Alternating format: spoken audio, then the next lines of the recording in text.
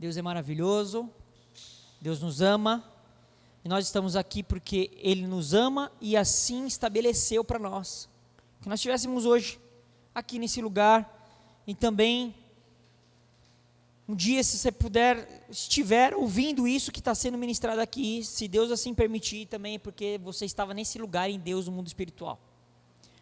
Nós precisamos sempre entender, compreender, que existe um mundo natural, esse mundo físico que nós sentimos, percebemos, tocamos, mas existe um mundo espiritual. Na verdade, o mundo espiritual, ele é mais relevante do que o mundo natural. O mundo natural, ele deve se submeter ao mundo espiritual. E hoje eu quero falar de algo que faz parte da vida da igreja. Quem estabeleceu isso, que nós vamos falar aqui, foi o próprio Jesus. Jesus, pouco antes de ir para a cruz, reunido com seus amigos, com seus discípulos, com aqueles seus brothers de caminhada de praticamente 3 anos, reunidos ali no cenáculo que é o cenáculo mobiliado, para a gente tentar ver a questão geográfica do local. É um lugar como se fosse um andar de cima, onde era um lugar mobiliado, e ali ele se reúne com seus discípulos, e ali ele celebra a última Páscoa, e ele vai participar de um jantar, e ali nesse jantar ele traz algumas revelações, e dentro dessas revelações ele traz algo muito profundo, revelador, e traz uma direção. E nós podemos até entender que, até mais do que uma direção, foi uma ordenança. Ele estabelece algo novo, nunca antes pensado, vivido, imaginado por qualquer ser humano. Ele estabelece ali a ceia. A ceia. Hoje eu quero falar sobre ceia. Quero quebrar alguns mitos, algumas mentalidades equivocadas que às vezes nós estabelecemos nessa questão que envolve ceia, e tentar, pelo Espírito de Deus, e peço que o Espírito de Deus me conduza nisso, que a gente possa entender, pelo menos estabelecer a base da verdade, do que efetivamente Jesus estava tratando ali. Jesus está com seus amigos, com seus discípulos, também conhecido como os apóstolos, e ele começa a falar algumas coisas ali do que ia acontecer, já estava prestes a acontecer, e ele pega ali no momento, ele usa um símbolo, e Jesus fez muito isso, Deus fez muito isso no Velho Testamento, Deus usou isso também através da vida de Jesus, Jesus fez muito isso. O que ele fazia? Ele pegava questões naturais, para apontar para o espiritual, para ensinar coisas de Deus, do reino, porque nossa mente humana não conseguia compreender, então ele usa várias situações naturais, usa situações planta, ele usa questão de pessoas, casamento, filhos, ele usa as parábolas, e todas as vezes que ele usa uma parábola, ele está querendo ensinar, através de um exemplo natural, um princípio do reino. E ali ele pega um pão, e parte o pão, e fala para os caras assim: esse é meu corpo. E ele pega uma taça de vinho e fala assim: esse é meu sangue. E eu quero convidar você para a gente se encaixar nesse propósito aqui.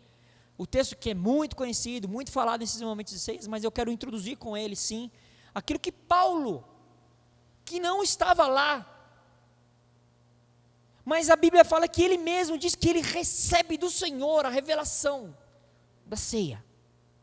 E ele fala isso para a igreja de Corinto, que a igreja de Corinto era uma igreja complicada.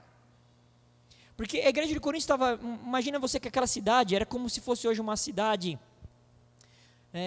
muito relevante hoje no cenário mundial. Pode ser, vamos fazer uma comparação aqui, mas de repente vai ser grossa, mas pelo menos para a gente ter uma ideia, uma Nova York da vida, onde tudo acontecia. A questão social, a questão econômica, a questão política, tudo ali acontecia, diversos tipos de gente, e Coríntios era uma cidade muito assim, era muito carregada também de muita idolatria, ali tinha gente de tudo que é jeito, a influência da filosofia era muito forte, A filosofia, os gregos ali tinham uma influência muito forte, a filosofia era muito forte ali. E Paulo está numa igreja que está muito contaminada por tudo isso, e vem um monte de gente diferente, é uma igreja meio maluquinha, porque é uma igreja também que tem muito gentil, e aí os caras começaram a misturar algumas coisas, tem algumas práticas complicadas, e aí Paulo começa a dar uma escovada nos caras na carta de Coríntios. Mas aqui, a gente podia falar de muita coisa aqui, mas eu quero ficar muito direcionado na questão da ceia. Ele fala em 1 Coríntios, convido você, se você quiser acompanhar na tela, ou quiser acompanhar no seu aplicativo, ou quiser acompanhar na sua Bíblia impressa. 1 Coríntios 11, a partir do verso 20. Olha o que está escrito. Paulo aqui, sendo um apóstolo, Paulo está sendo apóstolo aqui, ele está fundamentando, ele está alinhando, ele está colocando a igreja no prumo, ele está colocando a igreja alinhada, ele está fazendo efetivamente mais do que um papel apenas de um pastor, de um presbítero, ele está sendo um apóstolo aqui, ele está apostulando, ele está botando a igreja direcional, dando uma direção em relação a algumas coisas que estavam meio complicadas ali, fora do eixo. E ele fala, quando pois se reúnem no mesmo lugar, olha a escova que ele dá nos caras aqui, não é a ceia do Senhor que vocês comem. Uau! E ele fala, porque quando comem, cada um toma antecipadamente a sua própria ceia. Enquanto um fica com fome, outro fica embriagado. Será que vocês não têm casas onde podem comer e beber? Ou menosprezam a igreja de Deus, e envergonham os que nada têm? Que posso dizer a vocês? Devo elogiá-los? Nisto certamente não posso elogiá-los, porque eu recebi do Senhor o que eu também lhes entreguei, que o Senhor Jesus, na noite que foi traído, pegou um pão, e tendo dado graças, partiu e disse, isto é o meu corpo, que é dado por vocês, façam isto em memória de mim. Ele replica aqui palavras do próprio Jesus, está dita lá nos evangelhos. Você vai ler isso em Mateus, você vai ler isso em Marcos, você vai ler isso em Lucas. E ele fala, do mesmo modo, depois da ceia, pegou também o cálice dizendo, este cálice é a nova aliança, no meu sangue. Façam isso todas as vezes que beberem em memória de mim, porque todas as vezes que comerem este pão e beberem o cálice, vocês anunciam a morte do Senhor, até que Ele venha. Por isso, aquele que comer o pão ou beber o cálice do Senhor, indignamente, será réu do corpo e do sangue do Senhor. Cada um examine a si mesmo, assim coma do pão e beba do cálice. Pois quem come e bebe sem discernir o corpo, come e bebe juízo para si. É por isso que há entre vocês muitos fracos e doentes, e não poucos que dormem, porque se julgássemos a nós mesmos, não seríamos julgados. Mas quando julgados, somos disciplinados pelo Senhor, para não sermos condenados com o mundo. Assim, meus irmãos, quando vocês se reúnem para comer, esperem uns pelos outros. Se alguém tem fome, que coma em casa, a fim de que vocês não se reúnam para o juízo. Quantas demais coisas eu as ordenarei quando for aí. Amém? Paulo aqui, ele está dando uma exortação, ele está exortando o povo, ele está exortando a igreja. Isso aqui é uma palavra para a igreja. Isso é uma palavra para quem não é igreja, para quem não é povo de Deus, para quem não é filho de Deus, não entende nada. É um bagulho maluco mesmo, é de xarope mesmo. Não entende nada. E essa palavra é muito específica.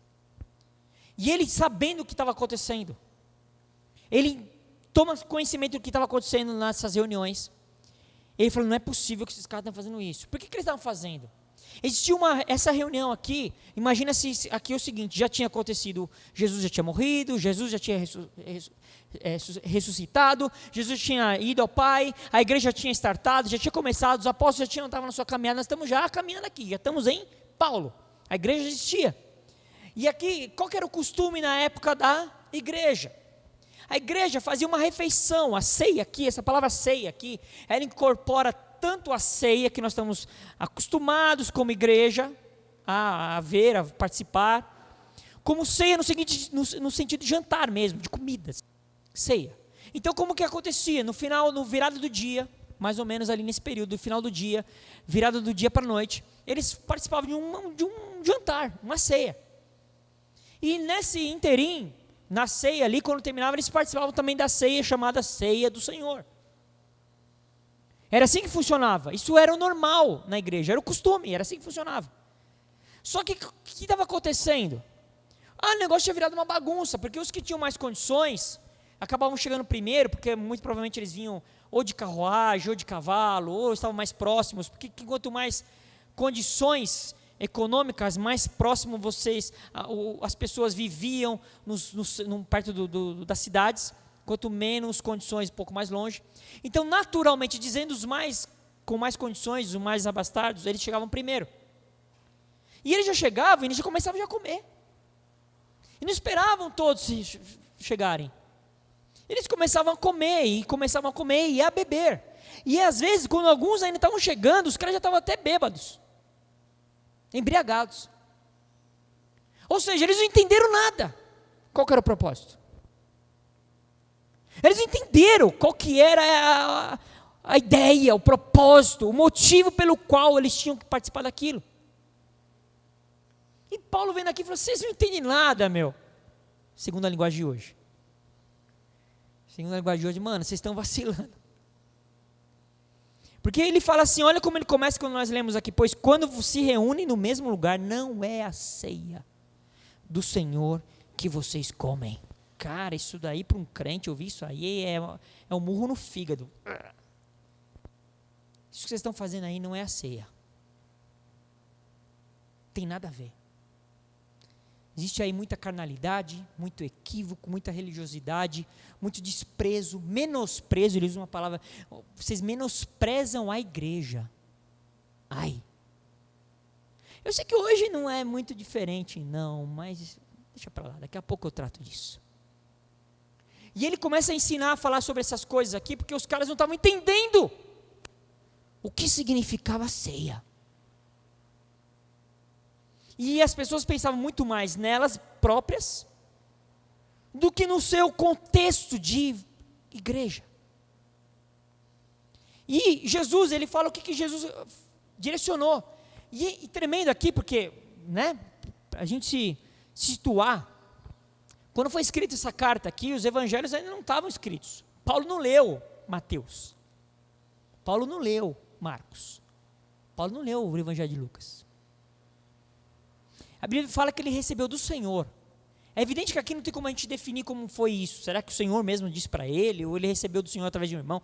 Não importa. A Bíblia fala que ele recebe do Senhor essa revelação, porque eu recebi do Senhor, que também lhe entreguei, que o Senhor Jesus, na noite que foi traído, pegou um pão, dando graças, partiu e disse, este é o meu corpo, que é dado por vocês, façam isto em memória de mim.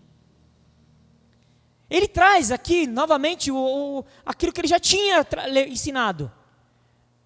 Vocês têm que fazer isso em memória de Cristo. Por quê? Porque Jesus está preparando ali os discípulos, como eu falei, e ele ali estabelece a questão da ceia, e ali ele direciona o que significa a ceia. Ele fala, toda vez que vocês estiverem, nós vamos falar disso aqui, mas ele fala, toda vez que vocês estiverem reunidos com esse propósito, qual o propósito? De comer e beber da ceia do Senhor, participar da ceia. Vocês têm que entender que vocês têm que fazer isso em memória de mim. Não é para receber a bênção. Não é para mostrar que você está em dia com a Assembleia dos Santos. É para trazer à memória aquilo que Cristo fez na cruz. E ele vem tratando aqui, porque ele ensina isso, e a igreja hoje, meio que, existem aquelas discussões tolas, doutrinárias, teológicas, começam a querer dar definições. E alguns dizem que a ceia é um sacramento. Muitos dizem que dentro da igreja evangélica, chamada evangélica, existem só 2 sacramentos, a ceia e o batismo, é um sacramento. Se você entende dessa forma, não, é um sacramento, é algo santo, sacro. Alguns acham que não, é um memorial, é um ato memorial. Eu não entendo isso como um sacramento. Como simplesmente fosse um rito sacramental. É muito mais do que isso. É muito mais do que apenas um rito de religião, de sacramento, de cumprimento de ordenança, de regra religiosa. É um entendimento do que Cristo fez, de que Cristo é e de que eu sou parte de um corpo. E qual é a minha responsabilidade com esse corpo? A ceia, toda vez que nós ceiamos, nós temos que entender o seguinte: há um anúncio com a ceia. Jesus falou isso. É um anúncio da morte. A gente anuncia que Jesus morreu. Jesus morreu, e ele diz ainda mais, e tem um detalhe, já vou dar um pulo aqui para encaixar nesse propósito. E ele estabeleceu até quando que nós vamos fazer essa ceia. Sabia que tem um time certo? Tem um dia, um time, um momento certo, que vai acabar. A partir daí, desse time, não vai mais precisar fazer a ceia. Ele fala, até que o Senhor venha. Até que Ele venha. Até que Ele venha. Até que Ele venha. Cara, aqui existe uma revelação tremenda, porque quando Ele diz isso, que nós vamos fazer a ceia, participar da ceia, se envolver com ceia, ser essa igreja que ceia, até que Ele venha, tem uma promessa aqui, uma garantia, Ele vai vir. Ele vai voltar. Ele vai. Ele vai voltar. Talvez a gente não percebeu isso ainda, mas quando Ele fala isso, significa o seguinte, Ele vai voltar. Até lá, vocês vão anunciar a morte. Vocês precisam anunciar que alguém precisou morrer. Esse negócio não foi de graça. Para você foi, mas alguém pagou um preço. Nós temos que trazer a memória, nossa memória. Nós temos que trazer a memória da igreja, nós temos que trazer a nossa memória, a memória dos nossos, a memória da igreja. Jesus morreu na cruz. Houve uma morte,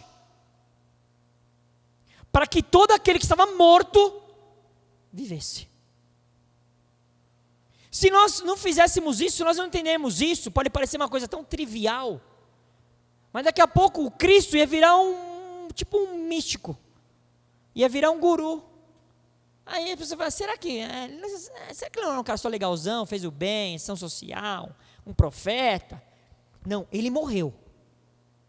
Ele morreu. Ele morreu. A ceia não é para anunciar, para falar, festejar o nascimento dele, não. E nem tampouco a sua própria ressurreição. É para lembrar que houve uma morte. E aquela morte não pertencia a ele, pertencia a você e a mim. Eu era o condenado. Eu era o réu. Eu que tinha que estar lá. Mas ele morreu no meu lugar. Eu estou anunciando que ele morreu, não porque ele errou, não porque ele pecou, não porque ele vacilou, não porque ele desviou, não porque ele cometeu algum crime, não, ele morreu por minha causa. Ele morreu por minha causa. Nessa hora o nosso eu tem que moer dentro da gente. O nosso eu tem que moer. Alguns dizem que Martinho Lutero disse, né, falam que essa declaração de Martinho Lutero, eu não sei, eu não ouvi, mas vou acreditar que seja, né? Diz que Martinho Lutero pensou que quando ele fosse batizado, o velho homem, o eu dele ia morrer no batismo. Diz que Martinho Lutero escreveu, né? Eu descobri que o desgraçado sabia nadar. O desgraçado sabia nadar. Mas quando nós anunciamos a morte de Cristo, nós temos que entender o seguinte: ei, baixa a bolinha aí. Era para você estar lá. O nosso eu, nessa hora, morre junto. Quando eu anuncio a morte dele, eu estou anunciando a minha também. O meu eu, a minha velha natureza, o meu eu pecado, o meu eu que foi gerado em pecado, como a Bíblia diz, todos nós fomos desconstituídos da glória, porque nós fomos gerados em pecado pela natureza adâmica de Adão. Adão instituiu isso na humanidade. Quando eu anuncio a morte dele, eu falo, ufa, escapei. Eu era o condenado. Tinha um escrito de dívida contra você e contra mim. Ele pega aquele escrito de dívida e plá, crava na cruz. Está pago. Paguei. Essa sentença de morte não vale mais contra ela, contra ele. Não vale mais. Porque ele morreu, ele pagou o preço da sentença de morte. Ceia. Isso é ceia. Porque a Bíblia fala em Efésios, no capítulo 2, no verso 1, Efésios 2, 1, ele nos deu vida, estando vós mortos nos vossos delitos e pecados.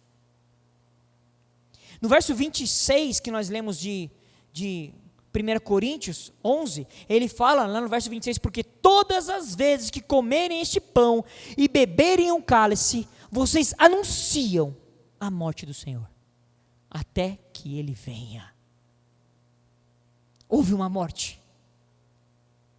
Hoje eu estou aqui para trazer a sua memória, trazer a minha memória que Jesus morreu.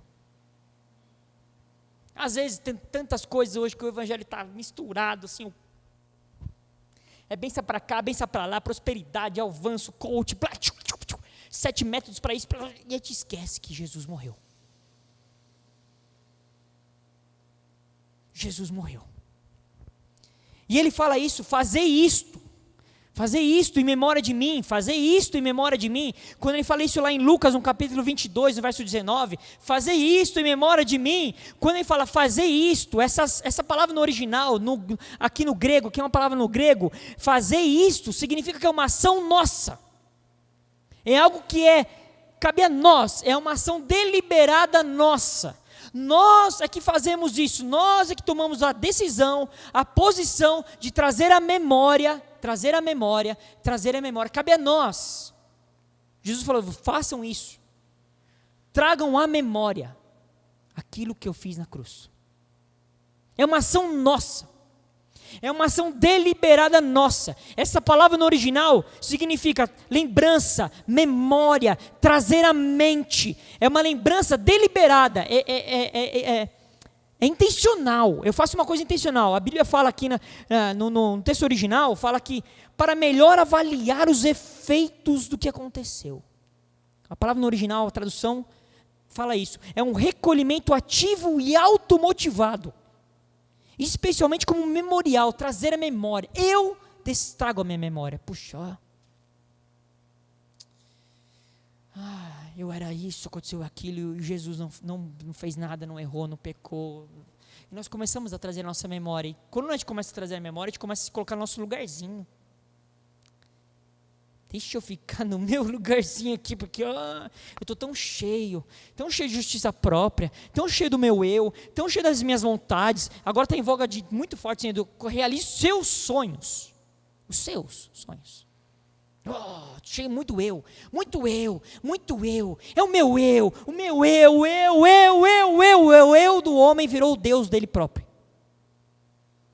Mas é por causa desse eu aí que Jesus veio para matar o velho.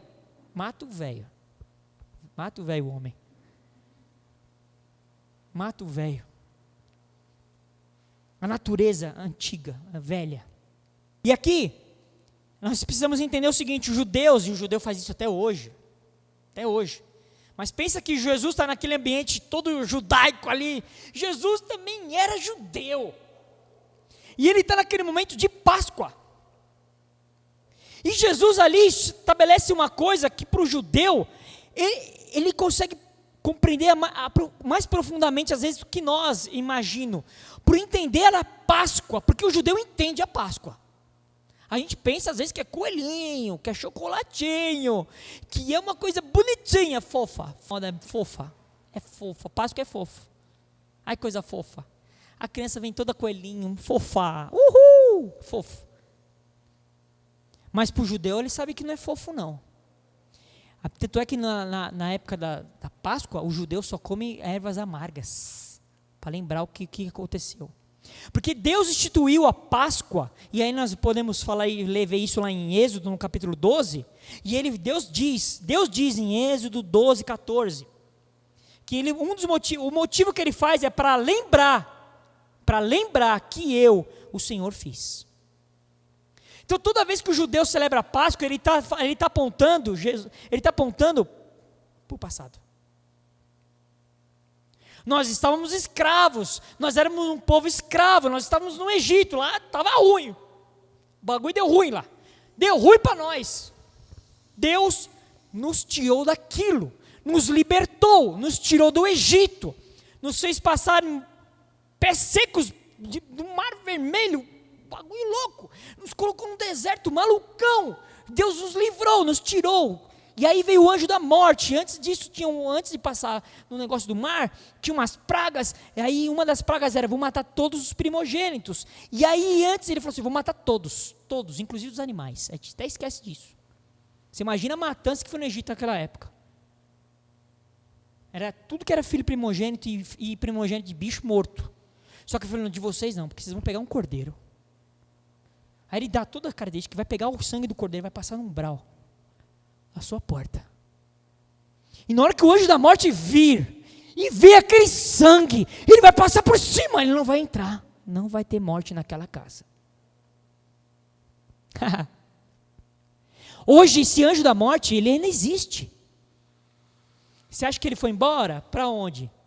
Para Marte? Ele ainda está aí. Só que no seu caso, e estou declarando isso, né? Espero que seja assim. Ele vê a sua vida. Tem uma porta, como fosse uma porta. E tem um umbral. E nesse umbral ele vê um sangue. Um sangue de um cordeiro. Que morreu imaculado. Limpo. Não pecou. Não errou. E ele vê a marca do sangue em você, no mundo espiritual. E quando ele vem contra a sua vida, ele não pode. Ele passa embora e vai embora. Ele vai embora, ele passa por cima e vai embora. O anjo da morte não te alcança. Por causa do sangue. Por causa da morte. Aquele sangue só veio por causa da morte. Espiritualmente dizendo. Lembra no começo eu falei, no mundo natural, no mundo espiritual, você tem uma marca do sangue. Os anjos do Senhor e os anjos do mal, os demônios, todos veem essa marca. Por causa da morte.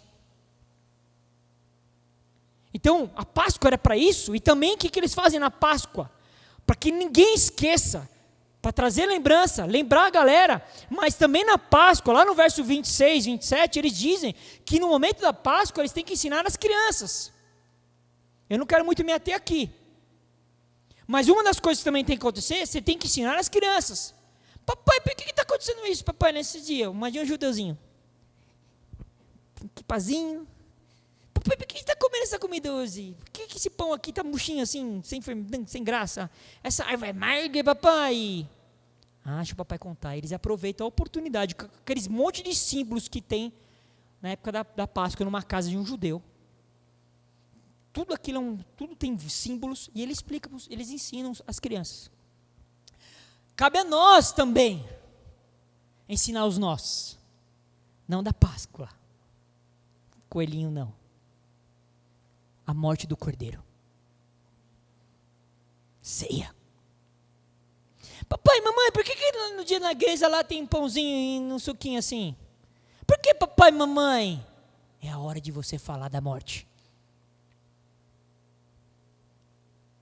É a hora de falar da morte. Para ensinar as crianças. Nós devemos fazer isso. A ceia tem esse propósito de trazer à nossa memória aquilo que Jesus fez. Um judeu para chamar você, para a casa dele, para você participar de uma comida, para comer com ele, é porque ele te considera. É porque ele gosta muito de você, ou ele te considera, ou ele te tem muito por respeito. Então se um dia um judeuzão mesmo, tá pegada mesmo, tá quebrada mesmo. Vai esse judeu hoje, não, judeu da quebrada, te convidar, não negue, vá. Salvo se, né, tiver algum motivo para você não ir, mas entenda, você está sendo honrado. Então se estava à mesa, porque o negócio é íntimo, é comunhão. Comunhão, porque nós comemos com quem nós temos comunhão. Ou você chama aquele amigo chatão do teu tempo para ir para a tua casa comer uma pizza no sábado à noite. Aquele amigo chatão, aquele lá que quer te pegar, te puxar tapete. Quantas vezes ele foi na tua casa comer pizza? Cutubaína, fala para mim. Nenhuma, né? Não é esse tipo de gente que a gente quer para comer, é comunhão.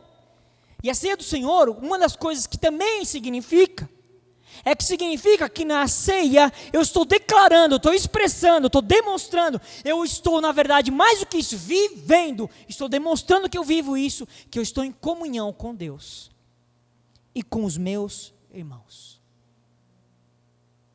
Toda vez que eu participo da ceia, eu faço uma declaração de que eu estou em comunhão com o Pai e com os meus irmãos. Eu estou em comunhão com o Pai e com a igreja, com a noiva. Então ceia está intimamente ligada com comunhão. Tanto é que eles estavam no momento ali de refeição. E a Bíblia fala em 1 Coríntios, no capítulo 10, um capítulo antes, no verso 16 e no verso 17. 1 Coríntios 10, 16 e 17. Olha o que ele fala.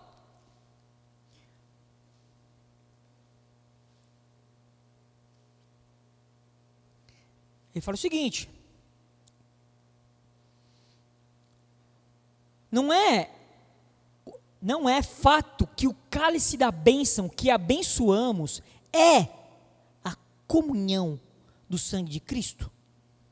E não é o fato que o pão que partimos é a comunhão do corpo de Cristo?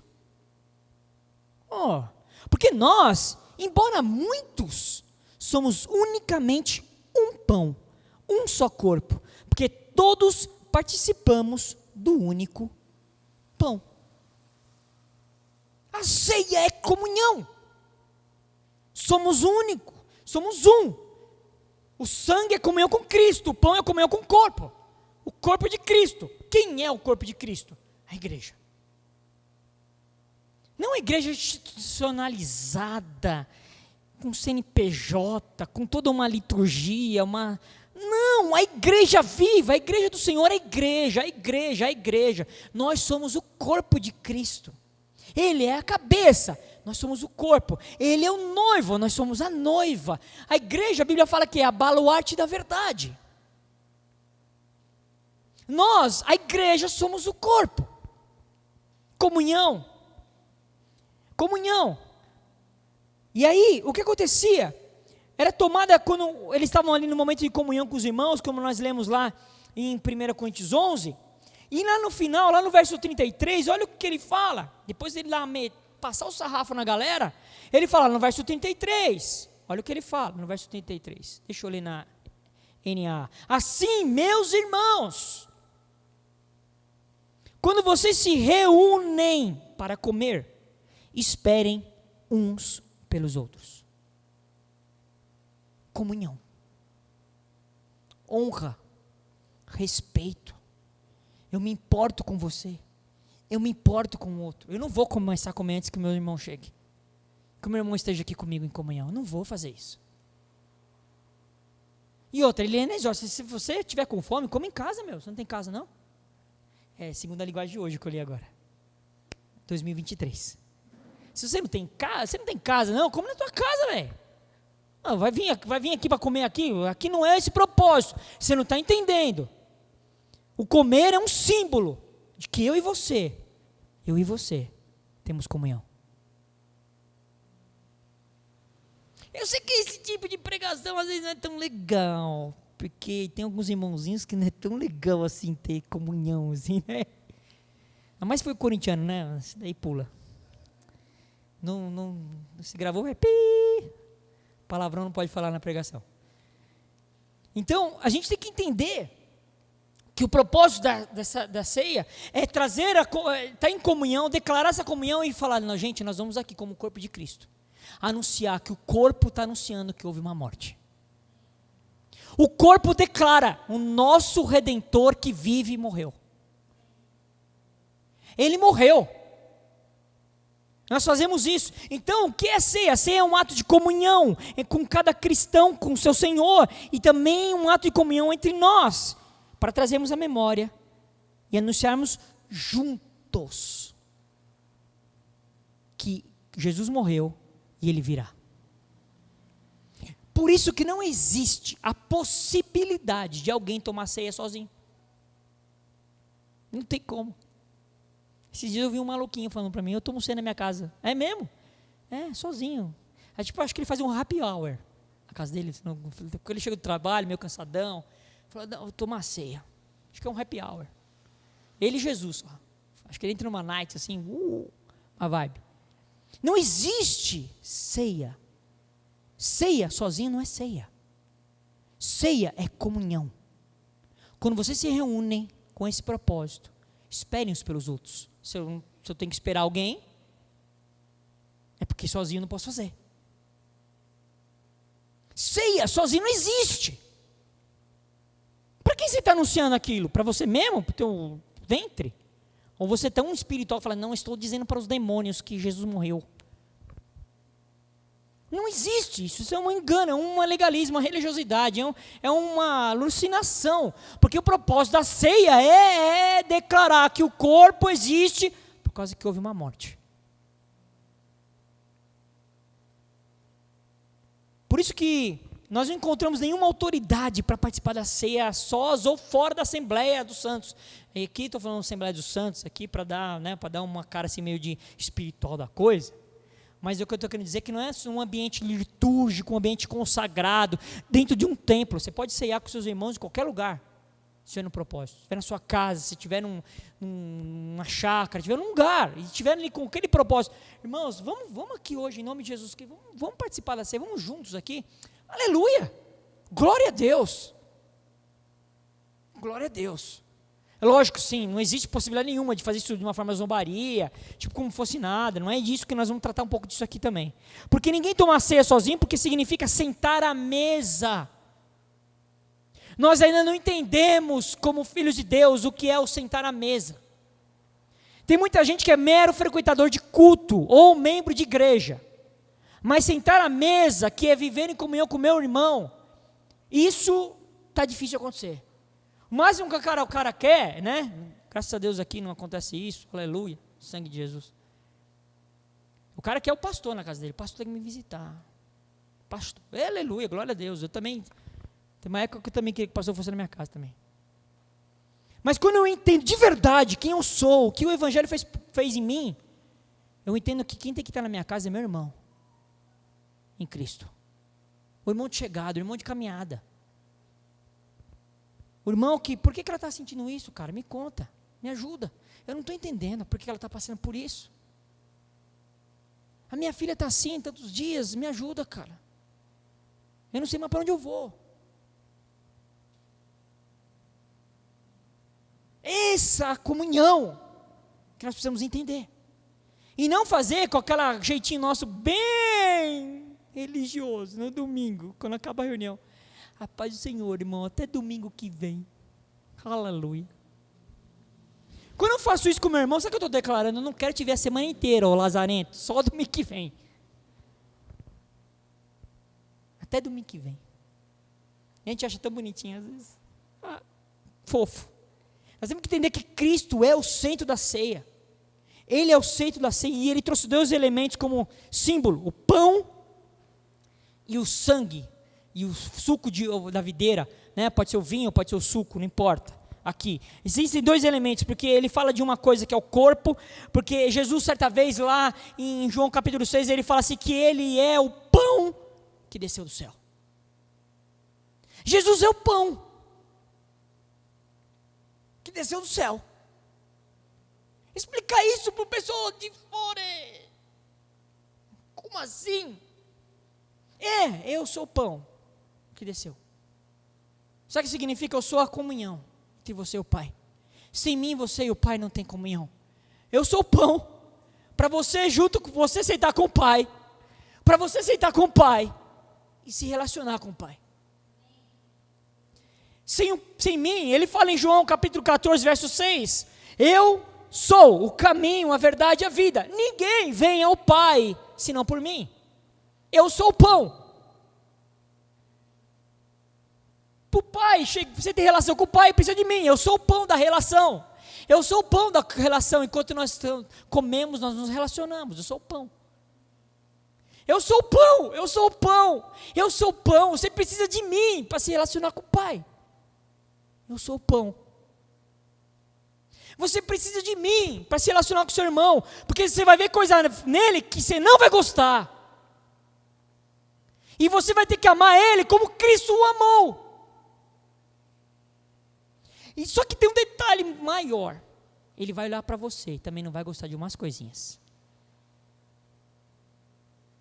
Só que nessa hora, se a relação for com base no pão, ele tem que olhar para você também e te amar como Cristo te ama. Isso é ceia. Isso é comunhão. E a gente acha que é o culto da Santa Ceia, que eu vou com minha roupa mais bonita, cheiroso, com a barba um dia, que aquilo é uma coisa sacrossanta, e eu participo daquele rito, aí sim, estou liberado. Uhul! Não entendeu nada. Jesus é o pão. Pão que está posto à mesa. Jesus, olha o que ele fez. Ele está à mesa e na mesa.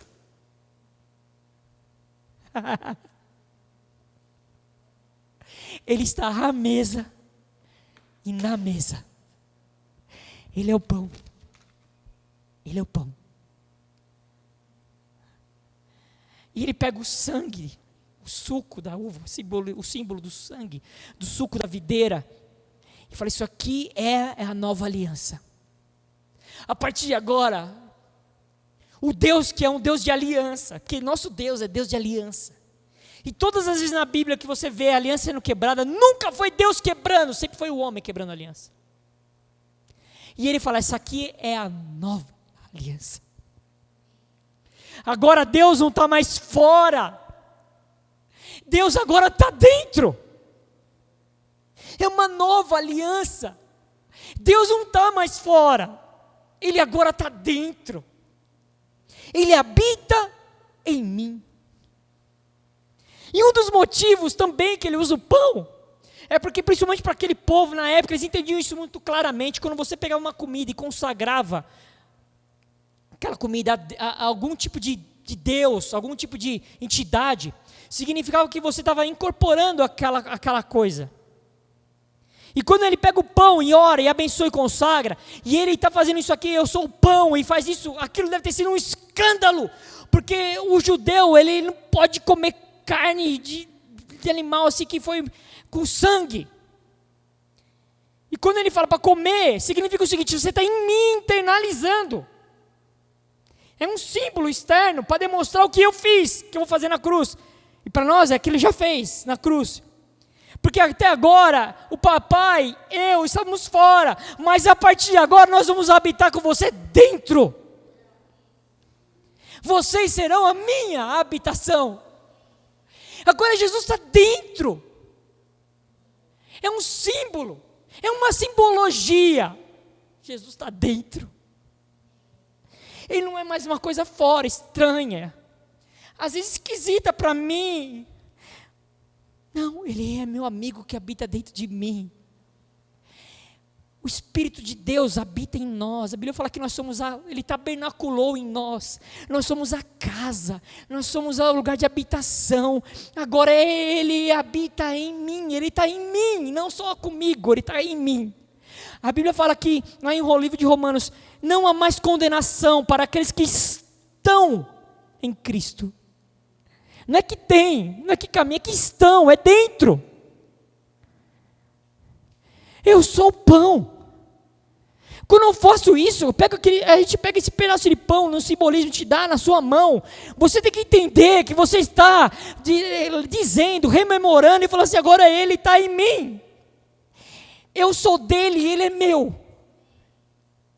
Aquele Cristo, aquele homem, aquele Nazareno, aquele Filho de Deus, o que é o Alfa, o que é o Ômega, o maravilhoso conselheiro, o príncipe da paz, o meu advogado, o intercessor, o bispo da minha alma.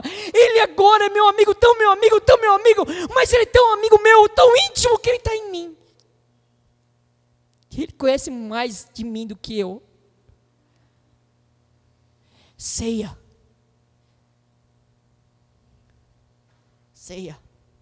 Houve uma nova aliança agora. Paga por um sangue de um homem inocente. Essa aliança.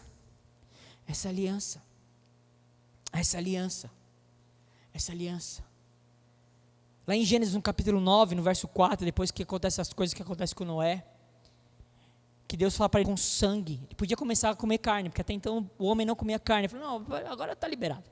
Churrasquinho está liberado. Não vou falar nem de picanha, porque picanha está proibido. Pula essa parte. Também essa parte vai. Corta. Ele falou que pode agora comer carne. Menos com sangue. Por quê? Porque Deus é detalhista. Ele é cheio de tox, no tox. Deus tem TDAH, Z. Não. É uma declaração, uma simbologia. A Bíblia é cheia de símbolos e tipos.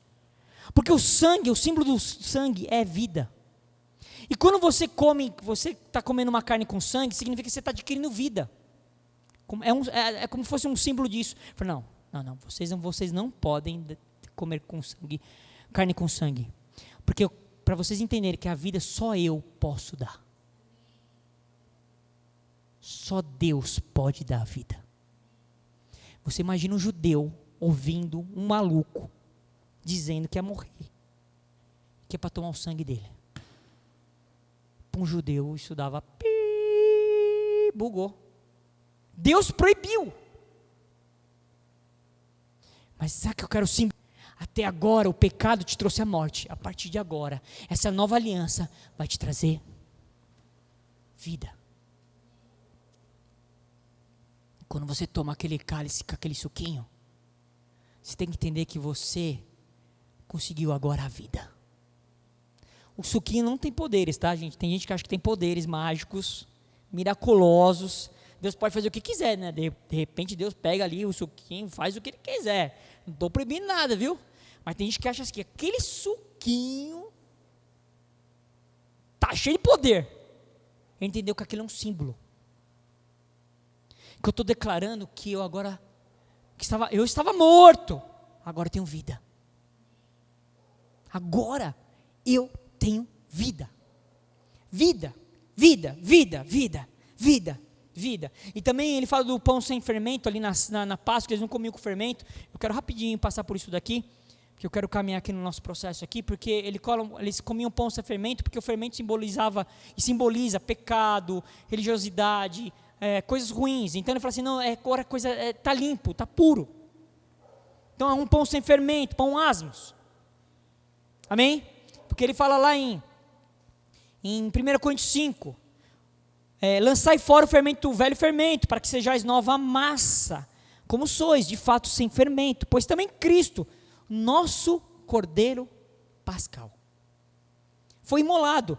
Por isso, celebramos a festa, não com velho fermento, religiosidade, equívocos, dogmas humanos, nada disso, sofismas, mas com fermento, sem fermento da maldade e da malícia, e sim com asmos de sinceridade e de verdade.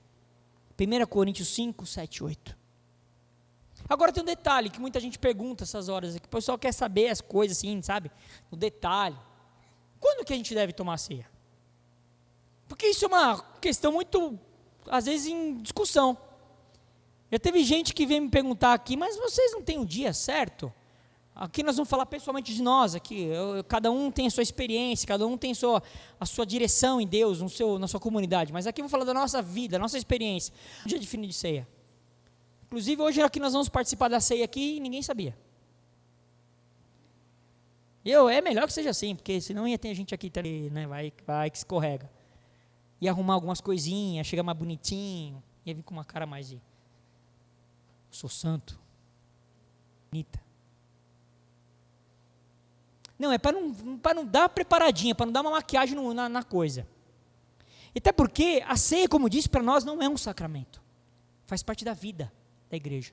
Se tiver que ceiar agora, amém.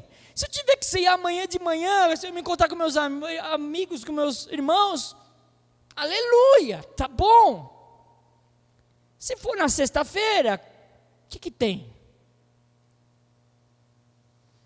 A Bíblia não dá uma direção, não tem uma direção de quando deve acontecer. A Bíblia fala de uma vez, na igreja de Troade, que eles se reuniram lá em Atos no capítulo 20, verso 7, fala isso, no primeiro dia da semana, estando nós reunidos, gente, né? Nós é plural. Então, mais uma vez, prova que ceia sozinho não existe. Com o fim de partir o pão. Agora, aqui não diz que era só ali que eles se reuniam, ou dizem que estava instituído que era assim. Não, eles estavam naquele dia, e a Bíblia fala que era no primeiro dia da semana, e eles estavam reunidos com esse propósito. Agora, o primeiro dia da semana, como? Como que era? Domingo? Ou era sábado à noite? Porque se for com base no calendário judaico, o dia começa na virada do dia. O dia começa no começo da noite do dia anterior. Então, o sábado para o judeu começa na sexta-feira à noite. É por isso que quem guarda o sábado, quando o sol se põe na sexta, ele se recolhe. Porque para ele começou o sábado. Agora, para nós não, que seguimos uma linha meio grega, meio bagulho, meio mais louquinho, para nós é o domingo. E o domingo começa, segundo o nosso calendário, meia-noite e 1. Que primeiro dia da semana é esse? Aqui, lógico que é o primeiro dia da semana, nós estamos tratando aqui de um domingo, mas esse domingo, eles entendiam que para o judeu, podia ser que se fosse sábado à noite, que virou o primeiro dia. Não tem como saber, efetivamente. E isso também não importa. O que importa para você, se é o terceiro domingo do mês, se é o primeiro, se é uma reunião específica no domingo de manhã, o que isso muda para a sua vida com Cristo? O que isso muda para a sua relação com seus irmãos? Então, para que se apegar com essas coisas? Se a própria palavra não fala para nós fazermos isso. Tem gente que entende que é toda vez que se reúne. Tem um pessoal que faz isso. É uma minoria, mas tem igreja que se reuniu faz ceia. Porque eles entendem na literalidade do texto. Se reuniu, mas a Bíblia fala, se reuniu com esse propósito, com o propósito de comer e beber, para esse fim. Então, se a gente for se reunir para esse fim, ok. Mas os caras acham que toda vez reuniu, juntou, deu mais de um, deu ruim. Pega o pão, vem lá, vai, aleluia. Hale. Você imagina, hein? Não pode ter glúten ali, mas de jeito nenhum, hein? Já pensou?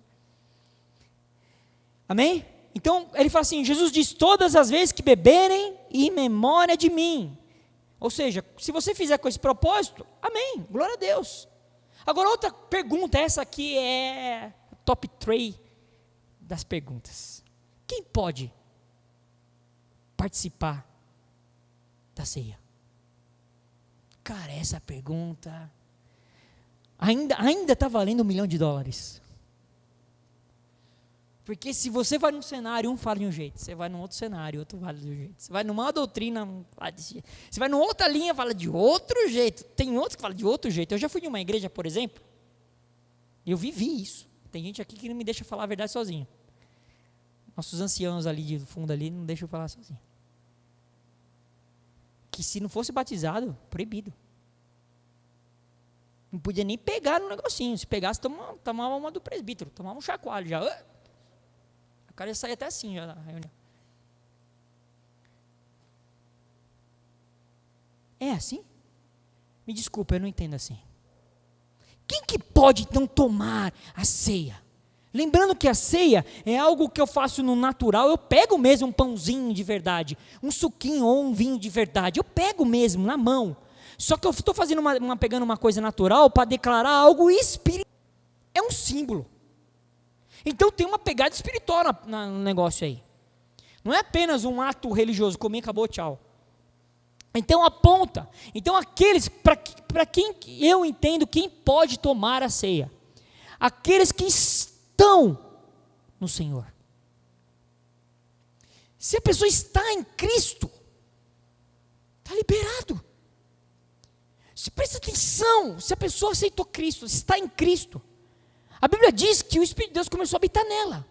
Se o próprio Espírito de Deus habita nela, quem sou eu para falar não pode? Cara, o cara tem comunhão com Deus, o cara tem Deus habitando nele, eu vou falar não participa? Quem então tem? 1 Coríntios 10, 16, 26, 16 a 22 que nós lemos ali, fala disso, aqueles que estão no Senhor, ali dá para ficar claro ali, que é a igreja, se a pessoa está em Cristo, a pessoa já tem o Senhor como Senhor da sua vida, Jesus já é o Senhor da vida dela, esse está apto, ele não precisa preencher primeiro a ficha de membro da igreja, aleluia, aprovada pelo concílio, e subiu no site o nome do irmão lá, hall de membros, número 3023, aleluia, está liberado para a ceia, irmão, glórias. Se você está em Cristo, porque tem muitos que são membros de uma igreja, estão longe de Jesus, mas pelos homens estão habilitados para participar, aleluia, afinal de contas ele é tão tradicional, a família dele é tão tradicional aqui na igreja, amigo. Aqueles que estão em Cristo, se o cara já tem Jesus no coração dele, ele se decidiu, Cristo é a verdade dele, Cristo é o Senhor dele, quem somos nós para dizer não participa da ceia? Quem sou eu? Quem somos nós? Como que eu posso negar a comunhão com meu irmão? Às vezes a gente nega por causa das vestimentas, eu já vi isso, gente. Eu já tive que sair correndo de um culto uma vez, aleluia. Meus amigos a mim não me deixam falar a verdade sozinho. Porque era o tal do culto de Santa Ceia, e eu não estava de terno e gravata. E eu cheguei desavisadão, né, mano? Sincero de coração. Estava com uma roupa estava bem alinhado, mas não estava de terno e gravata. O pastor mandou me chamar lá. E eu fui com o sentei do lado dele assim, oi pastor, volta para casa porque você não está com as vestes preparadas para a ceia, volta e põe seu terno. Eu só fiz assim, aleluia. Só fiz para minha esposa assim, para a Nathalie, eu explico depois. Peguei o carro, eu acho que eu pequei tanto naquela avenida, porque eu passei, para chegar na minha casa, voltar, eu passei farol vermelho, acho que cometi tanto pecado na ida e na volta, mas eu cheguei por terno e gravata, então tá, beleza, tá habilitado, agora eu podia servir a ceia para os meus irmãos, afinal de contas meu terno me garantiu para isso. A religião mata a gente, a religião destrói a nossa vida. A religião, ela só quer uma coisa, tirar você da comunhão com o Pai. Com uma casquinha bem bonitinha espiritual. E aqui não estão pregando bagunça, desordenança, zoeira, nada disso. A gente está falando que a gente dá valor a coisas que Cristo não deu. Aí, outra pergunta, essa vale também, hein? $1 milhão. E as crianças? Elas podem ou não podem participar da ceia? Se eu fazer uma enquete agora assim, já, responda aí. Você vai ver que não, cada um vai falar de um jeito. E as crianças, podem ou não podem? Tem gente que fez assim, com a cabeça, tem gente que está pensando. Tem gente que está louquinho para fazer assim, ó. Só está faltando coragem. A perguntinha de $1 milhão vai ser respondida. Crianças podem participar da ceia? Sim ou não? Eu digo que não. Crianças não. Agora, se ela pegar o pãozinho, pegar ali o sucozinho, deixa comer à vontade. Mas ela não deve ser estimulada a participar da ceia. Crianças, estou falando crianças, criancinhas, 2, 3, 4, que ainda não tem consciência de pecado. Por quê? Porque a Bíblia fala para a gente fazer uma coisinha antes de tomar ceia. Examine-se, pois, o homem a si mesmo. Como uma criança vai fazer isso? Agora, lógico, ela tomar a ceia ali, participar ali, não vai ter problema nenhum, gente. Aqui mesmo a gente dá aqui para as criancinhas, toma um negocinho aí, fica feliz. Tem umas crianças que não entendem, tio, eu posso tomar de novo? Tio, eu posso tomar mais um pouquinho desse suco? Aí às vezes a gente é muito religioso, fala assim, não, isso aqui é o sangue de Jesus. Mas assim, pensar, a criança não faz sentido ela tomar a ceia, porque ela não consegue examinar a si mesma. Ela não entende o sentido da comunhão, ela não entende o sentido da morte, ela não entende ainda. Agora, lógico, a criança já compreendeu, já entendeu, ela já chegou numa idade que cada criança tem seu time. Que você compreende, você papai, você mamãe entendeu, minha filha, meu filho entendeu. Então, ministra a ceia para ele. Abraça ele, abraça ela. A mãe está tão feliz, o pai está tão feliz, porque estou tendo comunhão com você, filha, filho. Você entendeu que nós estamos aqui porque Cristo morreu. Pelo papai, pela mamãe, por você. Aleluia. Agora você imagina você falar isso para uma criança de 2 anos de idade. Ô amor, examina você mesmo aí. Quem mandou você pegar a chupeta do amigo? Estava lá no berçário, pegou a chupeta do amigo e nem pediu. Arrependa aí. É nesse sentido, mas não no sentido de existe uma idade certa, uma determinação, não, é no sentido de consciência. Porque uma criança que não tem esse nível de consciência, se porventura, estou dando só um exemplo, amém, aleluia, precisa amarrar, não precisa amarrar. A criança vier a falecer, você acha que ela vai para onde? Ela vai para o Senhor. Porque Deus não vai imputar o pecado, porque Deus não leva em consideração o tempo da ignorância. O tempo da ignorância aqui, ignorância no texto original, no texto ele está querendo dizer no consciência, da ciência, no conhecimento do pecado, ele não sabe o que é pecado, ele não entendeu.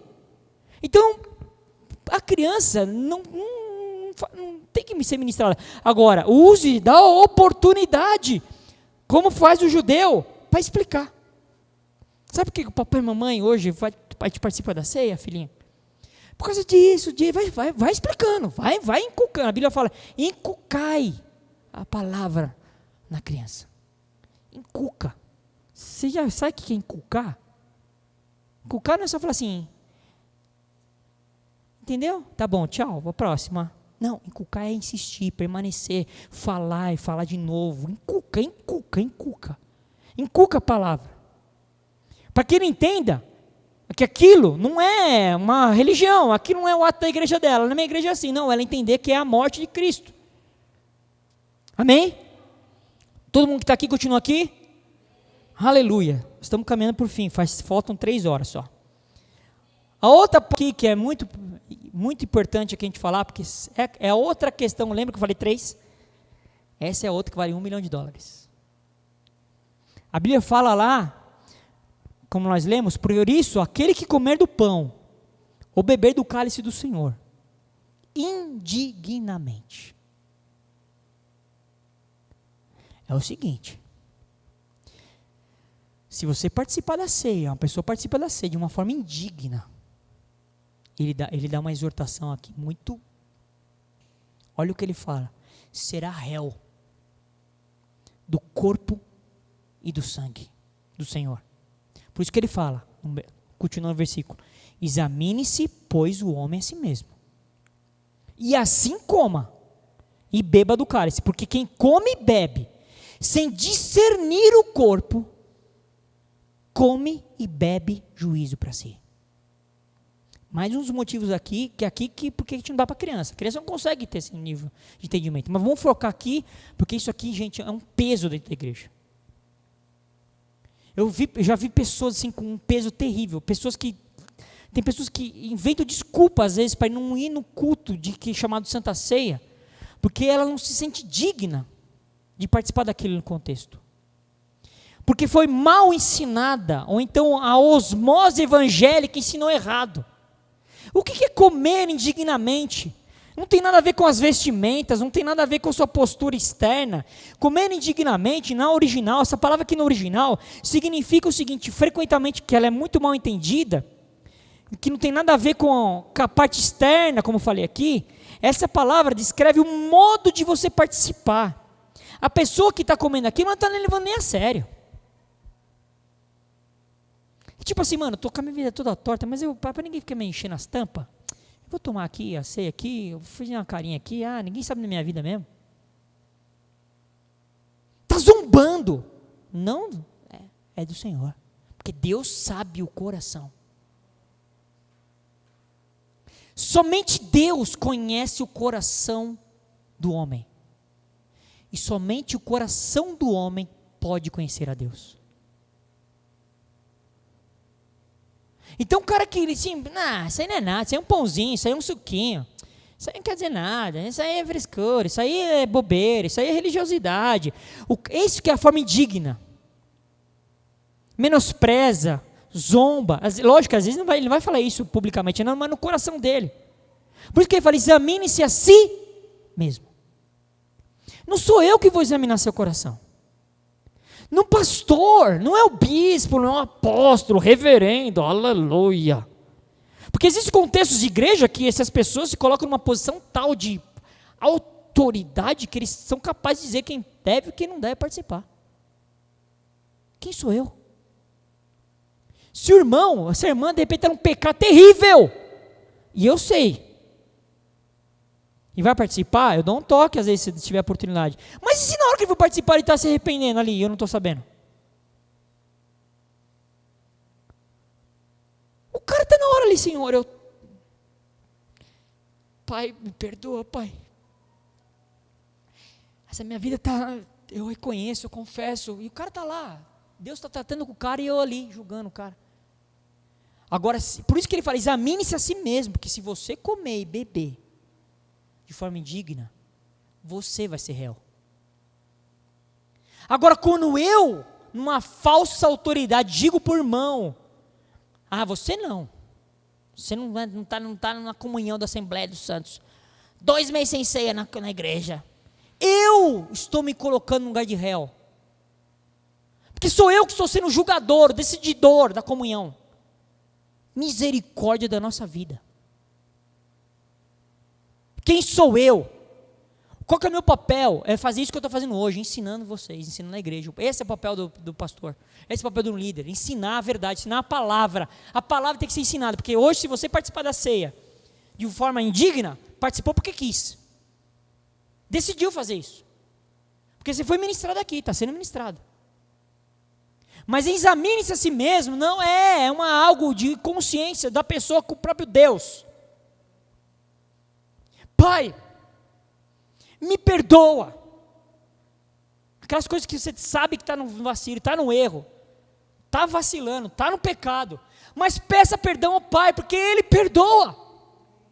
Ele não vai esperar o próximo culto para te perdoar. Ele falou, pera aí, pega a senha, porque está grande a fila aqui. Está muita gente para perdoar, não está dando tempo.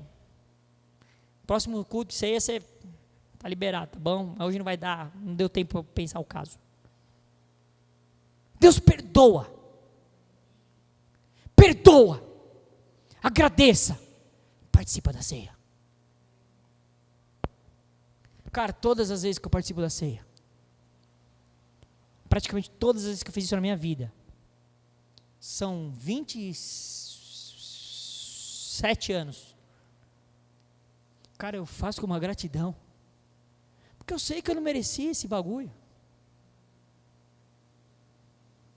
Eu era um tranqueira, meu.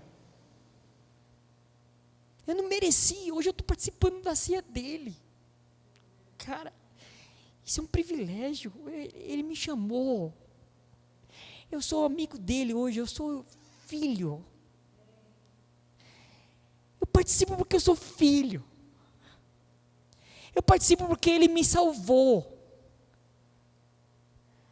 Cara, isso gera em mim uma gratidão, ao mesmo tempo um temor. Não medo. Vai que eu tomo um raio aqui, né? Que tem gente que acha que vai tomar ceia e estiver não vindo para ceia sem escovar os dentes. Deus vai mandar um raio. Cara, tem gente que acha isso. Que há tanta religião na pessoa, casca. Não entendeu que na verdade o que o Pai quer é a relação.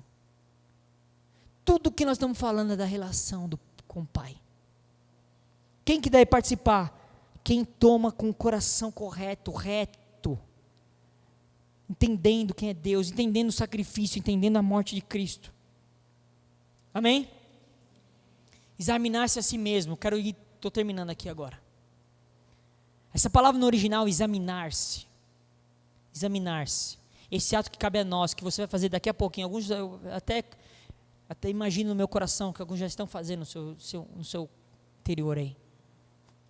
Significa, eu me coloco à prova. É como se eu mesmo estivesse me autoanalisando. É me testando, me examinando, me provando, me escrutinando. É como se eu estivesse fazendo uma ressonância em mim mesmo. Deixa eu ver se não tem uma mancada aqui. Deixa eu ver se essa semana eu torci pro Corinthians. Não torci não. Então tá limpo. Tá tudo limpo. Eu falei mal da sogra essa semana? Ih, falei, deu ruim. Peraí. Pai, perdoa a sogra. Foi mais forte do que eu. Eu estou usando essa linguagem para dar uma animizada na bagaça. Porque ultimamente, o que eu tenho mais visto, eu tenho falado isso. Como o nosso eu tem dominado nossas decisões. E é esse eu que você vai ter que mandar calar a boca agora. É esse eu. O nosso eu está dominando muito. A minha vontade, a minha justiça, o meu querer, o meu sentimento, a minha emoção, o meu dinheiro, a minha família, as minhas coisas, o meu ministério, a minha casa. Se eu estou com vontade de fazer isso, o que tem? Não entendeu que esse eu morreu na cruz. Esse eu tem que estar na cruz. Deus está nos chamando para um examinar agora.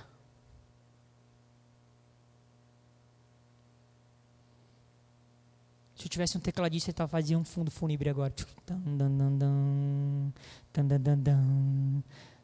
Entendeu? Pegou a visão? Isso é para nós considerarmos a nossa vida. E eu termino dizendo aqui, eu tenho outras coisas para tratar aqui, mas eu quero terminar aqui nesse propósito aqui. Nesse mesmo versículo, ele fala por que acontece essas coisas que alguns sofrem, alguns são condenados porque não discernem o corpo. Sem discernir o corpo. Aqui discernir o corpo volta de novo naquilo que a gente estava falando sobre a comunhão. Alguns não estão discernindo o corpo. O corpo. O corpo. O corpo de Cristo. Porque hoje é assim, eu quero estar na igreja da moda, na igreja estruturada, na igreja boa, na igreja que tem todos os recursos possíveis e imagináveis para mim e para minha família, para ficar em segurança, confortável, num ambiente espiritual, legal, ar-condicionado, uma estrutura ministerial, uma junta de pastores, o coach da vez. Eu tenho até um grupo de autoajuda, todo dia de manhã eu recebo um versículo, aleluia. E não estou entendendo o corpo. Onde Deus quer você. Como Deus quer você funcionando. Uma vez eu ouvi uma coisa de um chefe que eu tive. Uma vez nós estávamos numa reunião de liderança lá do trabalho. Muitas pessoas ali em cargo de liderança. E a coisa estava meio que pegando fogo ali já assim, sabe? E ele falou uma coisa que eu nunca esqueci. Ele falou assim, você já vestiu o sapato dele? Quando a gente começar a aprender a vestir o sapato do outro, aí a gente pode falar alguma coisa dele. Eu nunca vesti, às vezes, seu sapato. Eu não sei que dor que se aperta o calo, não aperta calo, se sem. Nós temos que entender que igreja não é para você viver um bem-estar. Igreja é para você viver Cristo. Não é para você viver bem-estar. Emocionalmente equilibrado, amiga. Amiga. Ô amiga, você tá bem, amiga? O que importa é você tá feliz, amiga. Você quer que eu abane você? Peraí, eu vou abanar. Pode passar calor não, sofrimento não é de crente.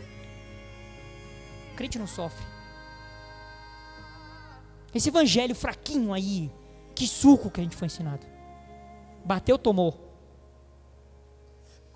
Não pode sofrer, pode ter, né, nada, né? Tem que estar legalzinho. Falando isso, tem estacionamento aqui pro meu carro, porque meu carro é do ano. Eu não quero ninguém encostando no meu carro. Vai que algum transeunte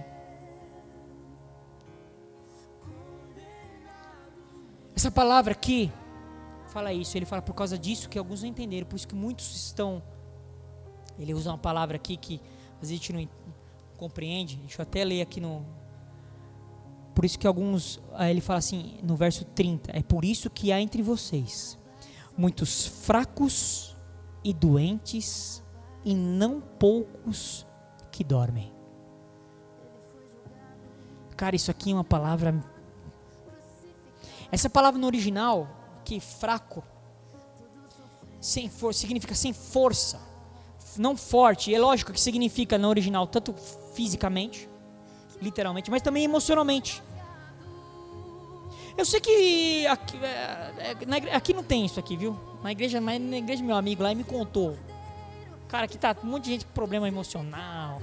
Aqui tudo beleza, tá tudo bem aqui. Eu tô contando um exemplo lá do meu amigo. Então, essa fraqueza emocional é o que eu tenho mais visto dentro de contexto de igreja. Pessoas fracas emocionalmente. Qualquer coisa abala. Qualquer coisa estremece. Qualquer coisa, não gostei. Qualquer coisa eu fiquei down. Eu vou passar num psicólogo, ele vai me dar um remedinho.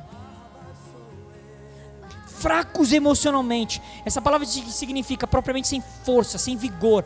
Vivendo em um estado de fraqueza, de esgotamento. Por isso que a gente está vendo tantas pessoas doentes emocionalmente dizendo, porque não estão entendendo o corpo. Quando eu estou portando mais comigo que com ele, uma hora vai dar ruim. Uma hora vai dar ruim. Porque quando eu começo a me importar mais com ele que comigo, aquelas minhas mazelas eu começo a deixar de lado. Eu até esqueço às vezes que eu tenho... É mesmo, rapaz, o cachorro tá mal lá, deixa eu dar um trato. Então essa fraqueza, esse esgotamento, esses doentes que a Bíblia fala, e alguns até que dormem, misericórdia. Eu não sei se você entendeu essa palavra aqui. Dorme aqui não é na sua cama lá de molas, assim, que mexe de um lado, o outro nem mexe, né? Tem uma tecnologia agora. Não, morre mesmo. Alguns já morreram. Morreram nessa condição, sem entender o corpo. Você imagina o dia do juízo? Deus, eu frequentei a igreja, tá lá, eu tinha até uma carteirinha de membro. Ele mas você não discerniu o corpo. Você foi mais peso do que bênção. Você mais atrapalhou do que abençoou, do que ajudou. Você foi mais um estorvo do que um tijolinho na construção dessa obra. Você foi muito mais um opositor do que um ajudante.